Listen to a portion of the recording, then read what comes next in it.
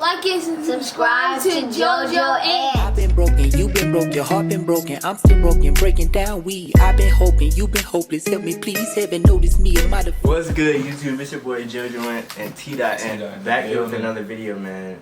And it's been a minute. It's been a minute. It's been like a month or two since me and T-Dot actually. I see 2 months. About almost 2 months. Yeah. Golly, but like we uploaded a couple videos here and there, but we've been uploading on separate channels later. Well, we've been busy, bro. Yeah, we've been busy, and then bro, it's like school and work, cause you know we're not full time on YouTube yet, so we gonna get there one day. That's something we with y'all support. So y'all make sure y'all like, comment, and subscribe. But today we got a banger. We finna react to the top 10 worst movies of 2019 so far, and I honestly don't know what's gonna make the list. I have some in mind. I already me personally before I even seen the thumbnails. Oh yeah, we did see the thumbnail, so y'all see it. Y'all already know he's up here. Spoiler alert, sorry. Y'all probably knew that, but we can go ahead and get into it. There's been a lot of Cheeks movies this year though.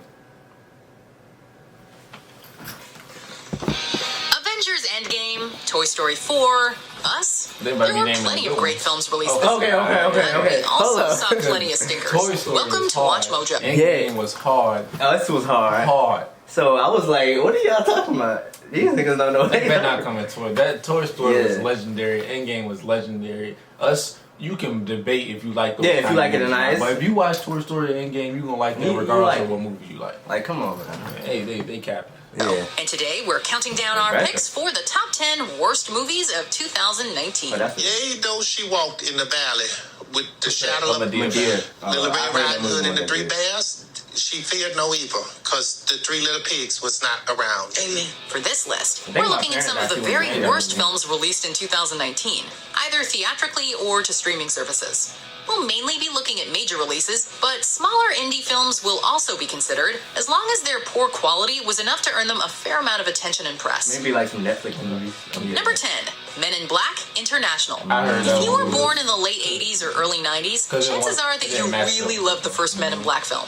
It was smart, funny, charming, and wholly original, boasting impressive special effects, a well-paced narrative, and a ton of heart. We gotta agree, the old Man in Black was lethal. It's cause that role, Will Smith role, like it fit him well.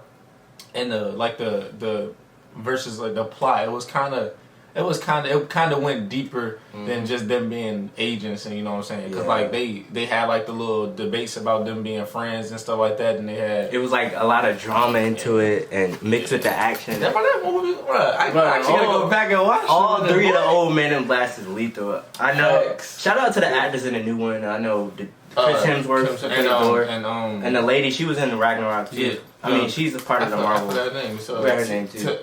It started T. But I forgot, bro. But y'all know she in Creed too. But shout out to them. I just don't think for this movie y'all could have made it better. Yeah, you ever seen Sorry to Bother You? No, I never seen it. She in that too. Oh yeah, I seen her in a couple of films. I forgot her name. But yeah, she a really good actor too. Like they both, Chris Hemsworth and her, like they both comedy actors. Did you know he played Oh no, I'm thinking about Captain America. Did you know what's the dude who played Captain America name? His real name? I forgot his name too. Start with but he plays Human Torch in Fantastic. I was like, what? Yeah, but he was younger. He was a little skinnier. He put on that pound for Captain America. Bro. He put on that weight, bro. Bro, we're gonna go ahead and jump back into the movie. I make this look good. With the exception of the special effects, that also works as a list of ways in which Men in Black International failed. You really think a black suit is going to solve all your problems? No? With Chris Hemsworth and Tessa Thompson in the leading roles, maybe International had the star power needed to give this franchise a new lease on life, but the film was just so painfully boring.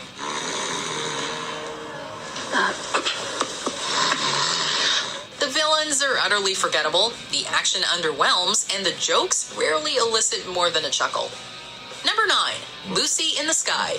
Natalie Portman is one of those stars who instantly inspires confidence, be it in a major production or a smaller indie picture. And given the fact that Noah Hawley, The creator of both Legion and the Fargo TV series was in the director's chair. Legion was hard. Legion was hard. Yeah, if y'all seen that. Some people didn't really like Legion because of the message they tried. Yeah, no, they said the plot twist happened too fast or something like that. Okay. But it was still like. I think Legion the message was hard, pretty like. Yeah, Legion was hard, bro. It was like a different take on. It was like God sent an angel to protect. Special child. And he sent the angel to challenge that angel that was protecting the special child. So that was pretty cool. But yeah, the Legion. I haven't seen Fargo. If y'all have, let me know how that was. This film was going to be a compelling, mature, and unique space-related drama. You keep your eye on this one. She'll show you how it's done. It had Oscar contender written all over it. But how wrong we were. Portman does her best, but the story's just a freaking mess. This is not a drill, cadet. Grab your stuff. What are you doing? It's a film that shoots for the stars with its themes, but fails to make it out of the atmosphere, petering out long before it says much of anything. Time to wrap it up. Yeah, Just a few more minutes. Number 8, The Goldfinch. If a novel becomes a bestseller, it's a pretty safe bet it's going to get the big screen treatment, especially if it wins a major award like the Pulitzer Prize for Fiction. Unfortunately, success in the form of literature does not always translate to success on the big screen, which The Goldfinch proved the hard way. I would have given it back. I swear. The film was blessed with an incredibly talented cast, including Ansel Elgort, Finn Wolfhard, Sarah Paulson, Jeffrey Wright, and Nicole Kidman. Plus, a proven director, John Crowley, who brought us 2015's Brooklyn. Unfortunately, in attempting to stay true to the emotionally intricate and thematically rich novel, the film they made was an exceedingly dull one. The next Gone Girl, this was not. The sooner we get back to a normal routine, the better. Same time that time and space to take you straight to we got the ad. Number 7, Hellboy. For the record. All right, before this even starts, we all know Hellboy is a strict fan base. Like if you either like Hellboy or you don't. And the people that like Hellboy, they don't want it to get messed up. So this is what they did with this movie. The people that actually like Hellboy, they messed it up for those people. Bad. So those people like raged because Hellboy was literally not. It was not the way it was supposed to be. Not even just for the story, but how the characters look. God! It's like we all knew Hellboy for like the kind of weird animation that it had. It was like it was like sci-fi, but at the same time. And even the animated series of Hellboy was better than this. God, it's like Hellboy is a good series. I was a fan of some of the movies, but some of the movies I wasn't really a fan of because of the stories that they had. It wasn't really catching me. Like it wasn't catching my eye. Only one I like is Hellboy 2: Golden Army. That's the only one. First one. But this new one, I seen the reviews on the movies. I have to go watch it myself and actually see like what's like why everybody. Yeah, because by the previews it didn't look bad except how the characters look. But everything else, like the action, the graphics, it look great. If y'all watch everything wrong with Hellboy, y'all will see like, bro, this movie has so much mistakes that it was like movie cheap for y'all to have waited that long and see this because the one before one that came out in like 2000. It was like a 9. And they dropped the. Did they drop one after 2 or is this? Yeah, they dropped one after 2. This is the. Oh, this wasn't made by the same people. Yeah, I think that's why the character might look like that. Yeah, man, y'all get the picture. We just like. Oh, this is made by Lionsgate. I think Lionsgate. This is one of those films that didn't just fall short of fan expectations. It served as a lesson in how not to make movies. A reboot of the franchise first adapted by Guillermo del Toro. Hellboy follows a demonic superhero who protects humanity from supernatural forces of evil. The original comics are extremely atmospheric and deeply entrenched in folklore, classic horror, as well as pulp adventures of bygone years. The movie superficially hews close to the source material, but completely misses out on everything that makes Hellboy special. Don't believe everything you read on the internet. Worse, it's tonally all over the map and feels extremely misguided in its attempts to be modern and badass. The fact that the plot is entirely driven by massive exposition dumps certainly does not help. Number 6, Gemini Man. Whoa! This is one of those... Whoa! I'm not gonna even lie to you. I seen it coming because people don't like the movie. People don't like the movie. People don't like the movie. It's not like original. It's not. People don't like Gemini Man. It's people don't like the Will Smith movie turn. Yeah. Because everybody knows that. So Gemini Man as a whole, in my opinion, 10 out of 10 movie. One like my literally top 5 favorite movies that The Gemini Man is good. I love art. I love animation. The animation in that movie to make two CGI, bro, unbelievable. That was crazy. Yeah, the only thing I don't like, I think the plot could have been a little more like. That's the only thing that I can see. That's why people don't like it, because it was kind of like, okay, he has somebody who looks like him. He goes fight him. Yeah, they would have put more to it. I think it would have brought out the movie way more than it was. The ending of the movie could have been a little different. Yeah, the ending was as far as like, okay, another wasn't it 2 more who came? It was one more. Yeah, the extra that came, they didn't really give him any like. Okay, so Will Smith, this one clone that he had was like, it had this background behind it. Will Smith was trying to get to this clone. The clone was trying to stop Will Smith from getting to him, and then it's like that's how the story was going. It was like the clone, he not trying to face the fact that Will Smith in the movie was him, like they were the same people. Yeah. But the clone that they killed, when they killed him, they just like, oh man, it's more of us. And then that was like the more of us, like that part. I'm like, where did it come from? And it's like. And then where are they now? If you get what I'm saying. And that's not none of the actors. Like, it wasn't none of the actors' fault. That's just on like the director. Yeah, like it was like I think Will Smith did a great job in the role. It's just the movie. That movie is phenomenal. It's like the plot could have been a little bit better. And yeah, the plot could have been a little better, but I don't think that makes it go to the worst movies ever. Yeah. I think it's like I wouldn't put it on the. It's like more of a. Let's say it's like y'all like have y'all ever seen like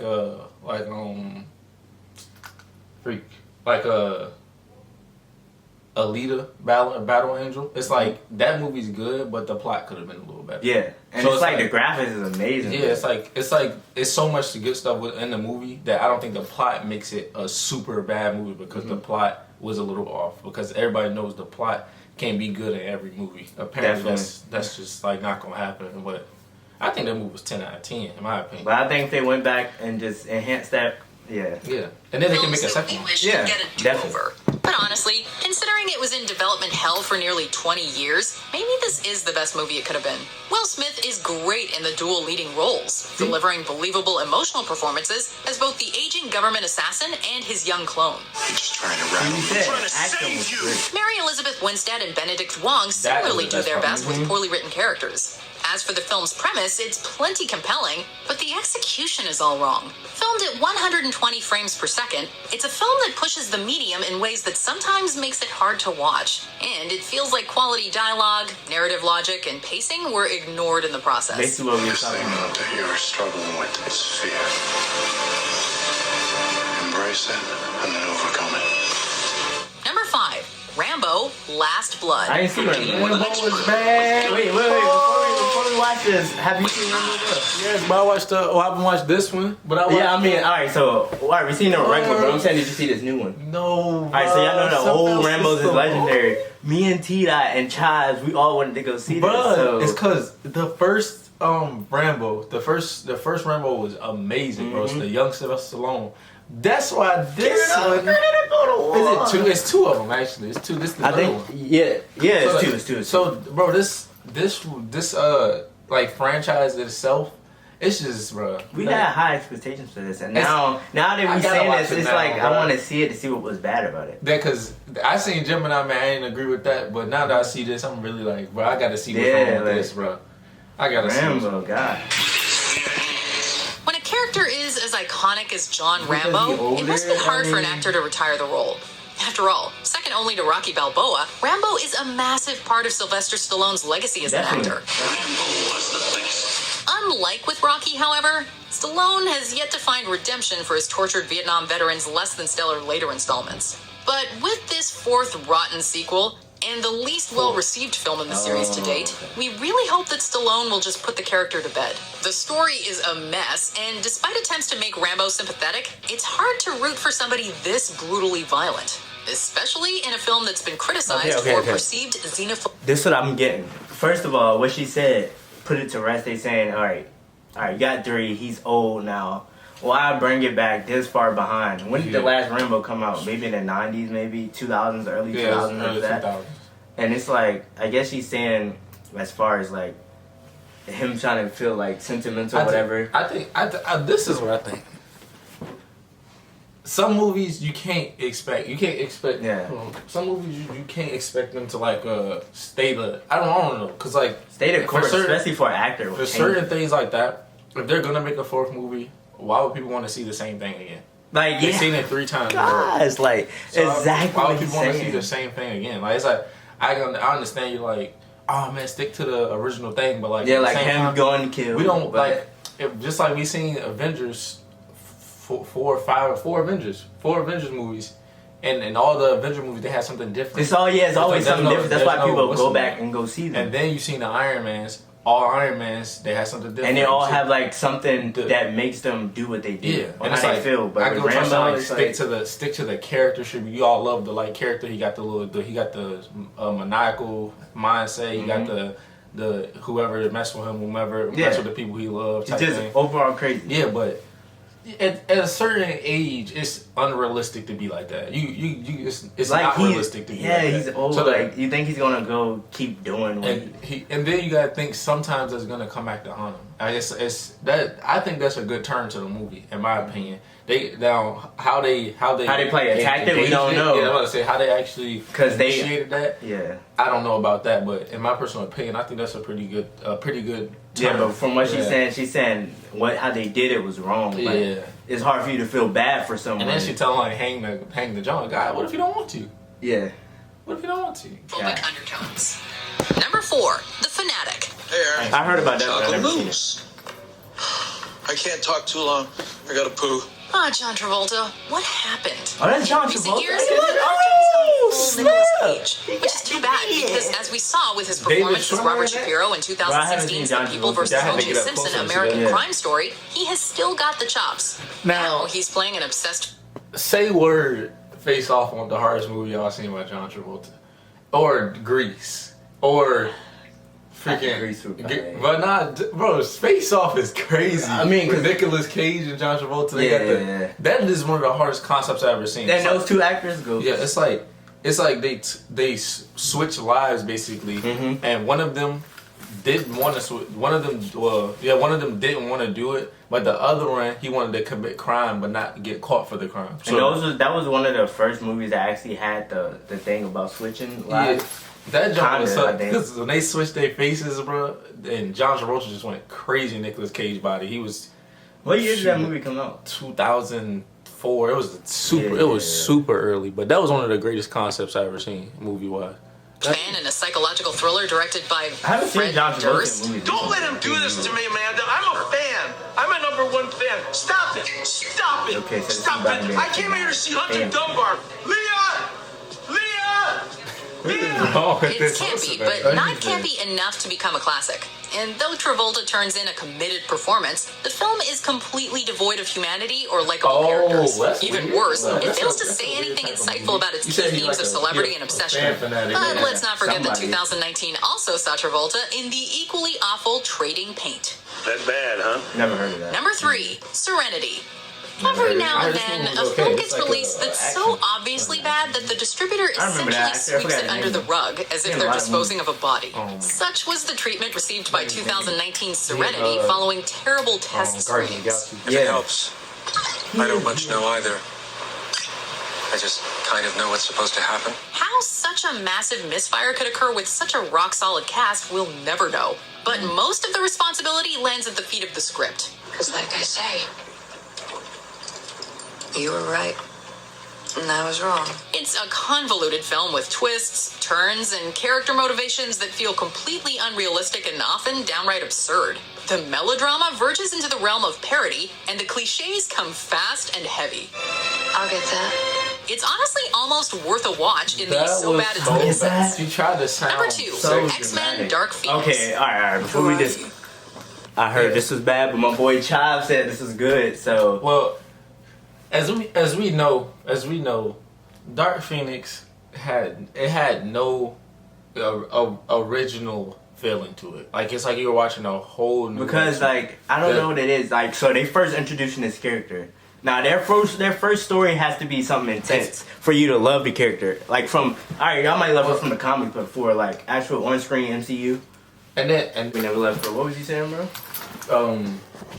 Yeah, like if we know like the Dark Phoenix being Jean Grey, right? So the Jean Grey we already knew from the other X-Men that she had this power that Professor X knew about, but the other people they were like kind of like dang, she actually just strong, and that's why Professor X cares about her so much. Yeah, type thing. So in this movie, I don't think it was enough. It was enough like backstory. Yeah, like, definitely. They didn't bring up none of like if they would have brought like a couple flashbacks from like old movies where they're showing like how like this was actually building up. But it's like in this one, like in certain ways. Yeah, you know what I mean. I don't think it had enough plot, like a stronger. It needed a stronger plot considering the fact that she was such a big role in the old X-Men. It's like she was like a. And it's like y'all see how they introduced characters like Falcon, Scarlet Witch, Quicksilver, characters like that. The way they just introduced them was way better than. I'm not sure how this is, but apparently from what I've heard, I'm saying. And then at that it's like she was like a side character for a lot of the movie. Mm-hmm. So pretty much she was like her role didn't really get that important until. You know what I'm saying? Yeah. The Dark Phoenix, she started releasing this power. Then she was the main focus of the movie. But for the beginning part, I want to say it was like, where are you even at? Like, where is Jean? Where is I ain't like that about the movie. Oh, Dark Phoenix. The better question is, who are you? You know, as exciting as the acquisition of Fox by Disney is for the MCU, it was sad to see this long-running franchise come to an end. If the filmmakers were trying to soften the blow with this film, however, they succeeded. In fact, that's about the only way it succeeded. This was Fox's second attempt to adapt the fan-favorite Phoenix Saga story arc, and it was a bigger failure than X-Men The Last Stand, which is saying a lot. Did you hear what the kids are calling? Do I want to know? Yeah. Phoenix. It's cool, right? No? Bird that rises from the dead? From the film's uninspired performances and muddled character motivations to the lackluster direction and messy plot, the film makes the MCU X-Men reboot a welcome one. This franchise, which started so strong, and deserved a much better take on that about the X-Men movies, it's hit or miss with the ones they dropped in the past. It's like they said, Last Stand was not good. I forgot which one they had. They had Wade in, but they had. Was that it was Legends? Origins. I'm not sure. But I know in that one, when Wade was like an original character, he had his hair and stuff like that. He came in there with the guns and the sword. Yeah. Dude shot the bullet and cut that joint in half. That X-Men was amazing. That's lethal. And they I forgot the dude's name with the wings, Angel Wings. I know you're talking about. Yeah, I forgot his name. What is his name? I forgot his name. But he what's his name? I think he didn't want him no more, so he cut him off or something like that. Yeah. So But yeah, X-Men movies have. Yeah. But it was like a couple of some of them were like they should have been so good. Like I was like, why did you make this story and then take that turn with this story? It's just a lot. Like X-Men just hit or miss. Like, shit. So.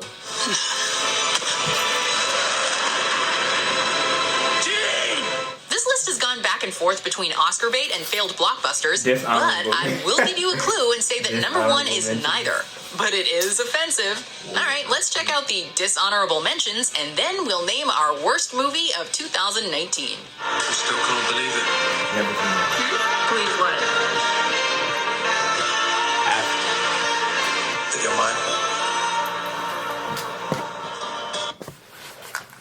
Tita, I don't know if you heard that, but that's probably the worst thing I ever heard. What did you just say, bro? He said, listen. Believe what? Think you're mine? He said, he came out of nowhere, right? They staring at the sharks or whatever. He said, I can't believe it. She said, can't believe what?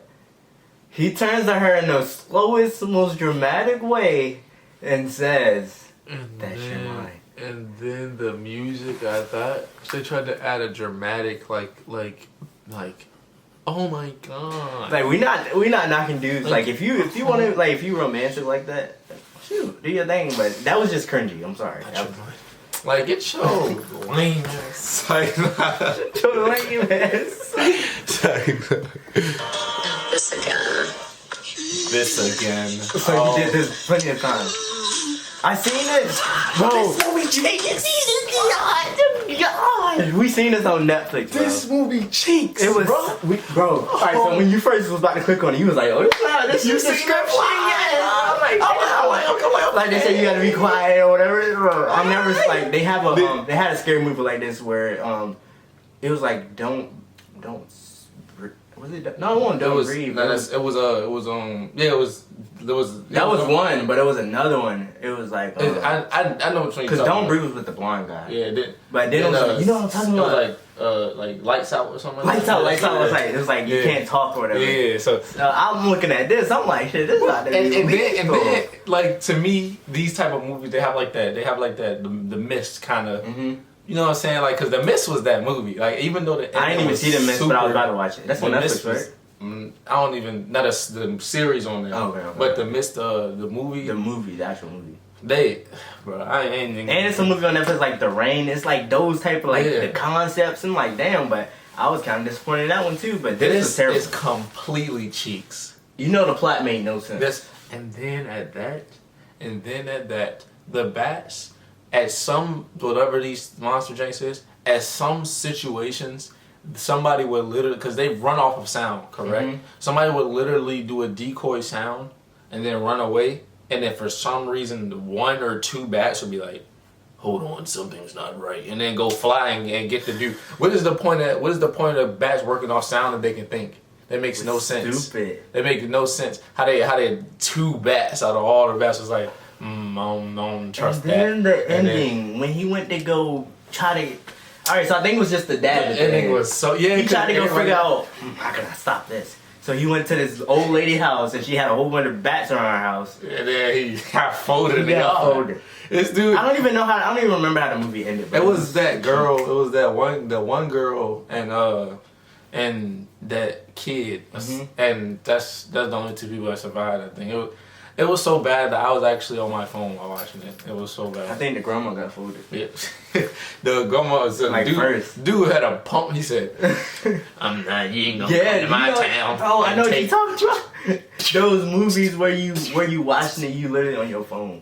This dude said, "You gonna come to my town?" I'm like, you see what they did to the people before you. You got a gun. You know what else made me mad? What? People around the town knew about the silence, and they didn't say nothing.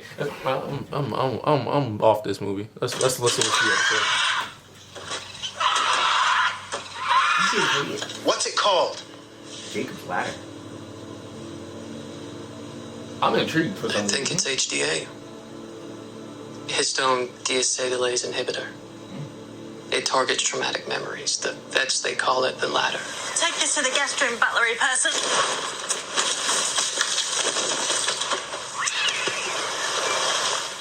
Before we continue, be sure to subscribe to our channel and ring the bell to get notified about our latest videos. You have the option to be notified for occasional videos or all of them.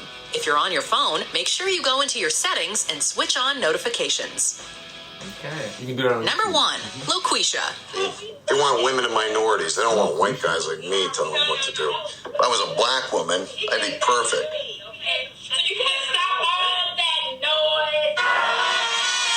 Who thought this was a good idea? Jeremy Saville, who wrote, directed, and starred in this. Hold up. So this movie has already taken a wrong turn as him is stereotyping black people already off rip. If I was a black woman. Darn racism and stereotypes already. Personally, I think if this movie's about him becoming a black woman, I'm never watching it. Let's 10 seconds back real quick to hear Tim Moore see what he exactly said. Number 1, Loquisha. You see the name? They want women and minorities. They don't want white guys like me telling them what to do. The movie. We completely bypassed the title of the thing. It's named Loquisha. Now, okay. So by the title alone. That is, I've never known a girl named Loquisha, but I can see how when they thought of a name like, let's think of the most blackest, ghettoest name ever, and then titled it Loquisha. Loquisha. That is completely absurd. I don't agree with that. I mean, I don't think it's racist, but at the same time, if I was a black woman, I'd be perfect. That line is completely terrible. Yeah. It's misleading. Who thought this was a good idea? Jeremy Saville, who wrote, directed, and starred in this horribly misguided and critically reviled film. For those fortunate enough to be unaware, Loquisha tells the story of a middle-aged white average Joe, seriously, his name is Joe, whose life is going nowhere until he decides to impersonate a black woman to land himself a radio gig. You live with Loquisha. Welcome to the first episode. My name is Loquisha. So he's basically saying if he doesn't act, definitely completely racist, because he's mocking already. And then at that, maybe the little trolls on the internet would have thought this was funny. I already know he got hella backlash, but I've never even heard of this movie. What's popped in your head to say, I'm going to star, direct, and write, produce this, everything. I'm going to do all of this for this movie, where I'm going to be a black woman, and I'm going to sound as ghetto as possible, and I'm going to drag the name of the black community and the black females in particular in the mud to get a job. Well, so are you trying to say only black people can run a radio? Like, where is his mind? I want to see what he got to say. My mama, she called me Loquisha. She said I had the gift of gab. For the record, the film's not just offensive and egregiously tone-deaf, it's also a shoddily made movie in terms of cinematography, character development, dialogue, and more. Brian Lloyd of Entertainment.ie dubbed it, quote, the worst movie of this decade, while The Guardian's Joel Golby went further, claiming it was, quote, the worst film ever made. I think I might be a black woman trapped in a white man's body. Do you agree with our picks? Check out this other recent clip from Watch Mojo, and be sure to... So first of all, if I was black, I'm not starring in this movie. If I was anybody, it doesn't even matter what skin color I'm wearing. I'm not starting in this movie. That was definitely #1 worst movie I've ever. What was that? It's completely terrible. I've never heard of that. Like what media platform is that on? And how did they let him release that?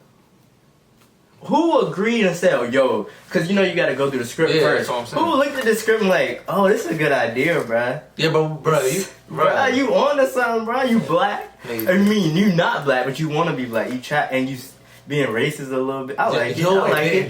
Then you her name. You know what?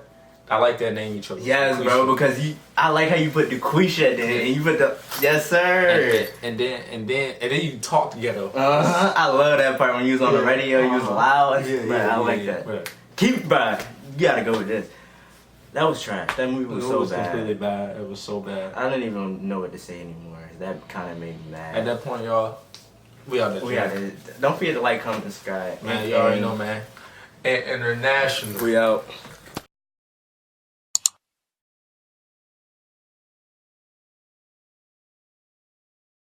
That's why I'm on my way. I said I'm on my way. Tell every dream that I'm chasing that I'm on my way. Tell the city that we made it and I'm on my way.